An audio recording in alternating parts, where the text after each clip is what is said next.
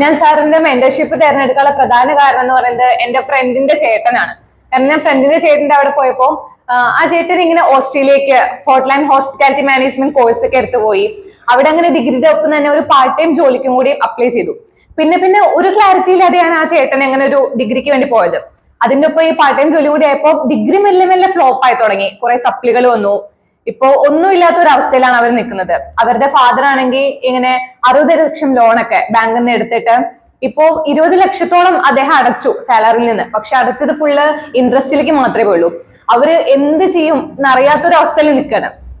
ഈ +2 അല്ലെങ്കിൽ ഡിഗ്രി കഴിഞ്ഞ നമ്മുടെ വിദ്യാർത്ഥികള് ഇന്നിപ്പോ ഫോറിൻ യൂണിവേഴ്സിറ്റികളിലേക്ക് പോകാൻ ആഗ്രഹിക്കുന്നുണ്ട്. ഇക്കരെ നിന്നാൽ അക്കരെ പച്ച എന്ന് വിചാരിച്ചു. രാജ്യങ്ങൾ കാണുമ്പോൾ അതിൽ ഭ്രമിച്ചു വീണു. യൂണിവേഴ്സിറ്റി ഏതാണെന്നറിയാതെ, കോഴ്സ് എന്താണെന്നറിയാതെ എടുത്തു പോവുകയാണ്. ഇവിടെയാണ് എനിക്ക് പറയാനുള്ളത്, നിങ്ങളുടെ അഭിരുചികൾ, നിങ്ങളുടെ കഴിവുകൾ, നിങ്ങളുടെ താല്പര്യങ്ങൾ എന്താണെന്ന് മനസ്സിലാക്കുക. അതിനുവേണ്ടി നമ്മുടെ ടിഗ്ലോ ഓഫീസിൽ കരിയർ മാപ്പിംഗ് നടത്തുന്നു. നിങ്ങൾക്ക് ഏത് ഫോറിൻ യൂണിവേഴ്സിറ്റി പോയി ഏത് കോഴ്സും പഠിക്കാം. പക്ഷെ നിങ്ങളുടെ കഴിവ് കണ്ടെത്താനുള്ള കരിയർ മാപ്പിങ്ങിനെ ഈ താഴെ കാണുന്ന നമ്പറിൽ ഇന്ന് തന്നെ വിളിക്കുക. ഓക്കെ.